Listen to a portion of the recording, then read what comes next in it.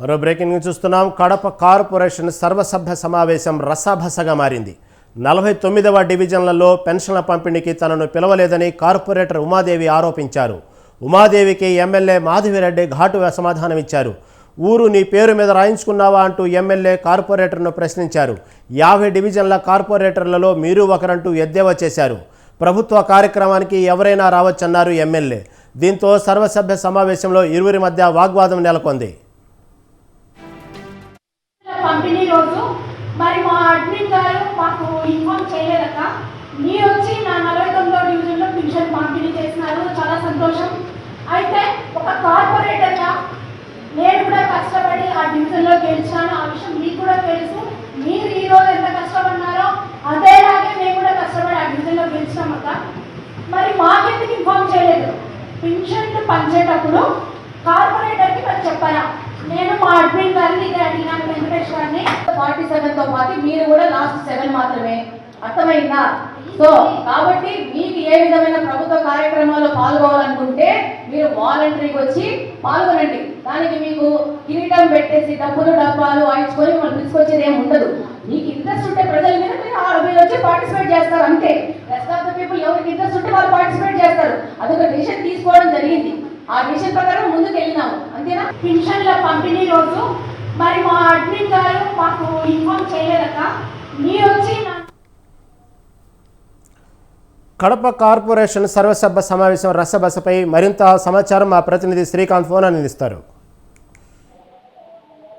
Thank you Rahim. మొత్తానికి చూసుకుంటే TDP ప్రభుత్వం ఏర్పడిన మొదటిసారిగా కూడా కడపలో కూడా సర్వసభ్య సమావేశం జరిగింది. టీడీపీ ఎమ్మెల్యే మాధవిరెడ్డి కూడా ఈ సర్వసభ్య సమావేశంలో కూడా పాల్గొనడం జరిగింది. ఈ నేపథ్యంలో 49వ డివిజన్ టీడీపీ కార్పొరేటర్ అయిన ఉమాదేవి వర్సెస్ మాధవిరెడ్డి మధ్య కూడా కొద్దిగా సంభాషణ కూడా కొద్దిగా ఆసక్తికరంగా మారిన పరిస్థితి.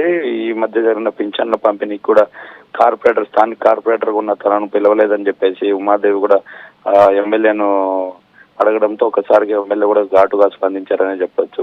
మొత్తాన్ని చూసుకుంటే పింఛన్ల పంపిణీ కార్యక్రమానికి కూడా తమను ఎవరిని కూడా ఎటువంటి ప్రోటోకాల్ లేదని చెప్పి 50 డివిజన్లకు సంబంధించిన కార్పొరేటర్లు ఒకటని ప్రజల కోసం చేసే పింఛన్ల కార్యక్రమంలో కూడా తాము పాల్గొనాలనుకుంటే వచ్చి పాల్గొనవచ్చని స్వయంగా ఎమ్మెల్యే కూడా తన డివిజన్కి వస్తే కూడా మీరు రావాలా లేదా అనేది మీ ఇదికే వదిలేస్తున్నానని చెప్పేసి కూడా ఎమ్మెల్యే కూడా ఘాటుగా స్పందించారు. ఎవరైతే పార్టీకి అనుకూలంగా పనిచేశారో వారికి కూడా మేము మొదటి నుంచి ప్రాధాన్యత ఇస్తామని చెప్పి ఆ నేపథ్యంలోనే మరొక వ్యక్తి పేరు కూడా సూచించినట్టు తెలుస్తుంది. ఈ సర్వసభ్య సమావేశంలో ఇలాంటివి కూడా లేవనెత్తాల్సిన అవసరం లేదు. ఇలాంటివి ఏమన్నా కూడా తర్వాత మాట్లాడుకోవచ్చు అని చెప్పేసి కూడా మాధవి చెప్పుకోవచ్చిన పరిస్థితి.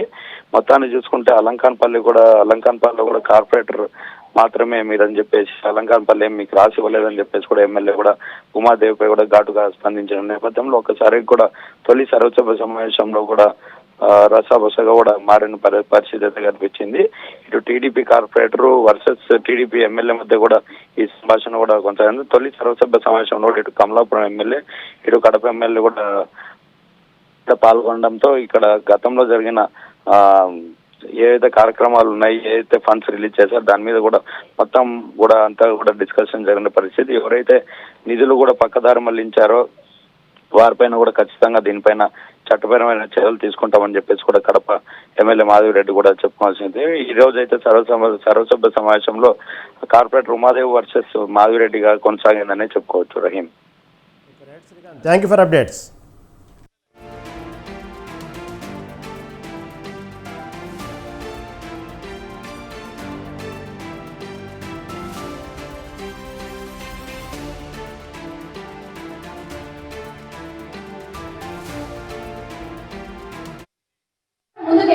అంతేనా? పెన్షన్ల పంపిణీ రోజు మరి మా అడ్మిన్ గారు మాకు ఇన్ఫార్మ్ చేయలేదక మీరు వచ్చి నా 49వ డివిజన్లో పెన్షన్ పంపిణీ చేసినారు, చాలా సంతోషం. అయితే ఒక కార్పొరేటర్గా నేను కూడా కష్టపడి ఆ డివిజన్లో గెలిచాను, ఆ విషయం మీకు కూడా తెలుసు. మీరు ఈ రోజు ఎంత కష్టపడినారో అదేలాగే మేము కూడా కష్టపడి ఆ డివిజన్లో గెలిచాం అక్క. మరి మాకెందుకు ఇన్ఫార్మ్ చేయలేదు? పెన్షన్లు పంచేటప్పుడు కార్పొరేటర్కి మరి చెప్పారా? నేను మా అడ్మిన్ గారిని ఇదే అడిగినాను, వెంకటేష్ గారిని. 47తో పాటు మీరు కూడా లాస్ట్ 7 మాత్రమే, అర్థమైందా? సో కాబట్టి మీకు ఏ విధమైన ప్రభుత్వ కార్యక్రమాల్లో పాల్గొవాలనుకుంటే మీరు వాలంటరీకి వచ్చి పాల్గొనండి. దానికి మీకు కిరీటం పెట్టేసి డబ్బులు డబ్బాలు వాయించుకొని మిమ్మల్ని తీసుకొచ్చేది ఏమి ఉండదు. మీకు ఇంట్రెస్ట్ ఉంటే ప్రజల మీద మీరు వచ్చి పార్టిసిపేట్ చేస్తారు అంతే. రెస్ట్ ఆఫ్ ద పీపుల్ ఎవరికి ఇంట్రెస్ట్ ఉంటే వాళ్ళు పార్టిసిపేట్ చేస్తారు. అదొక డిసిషన్.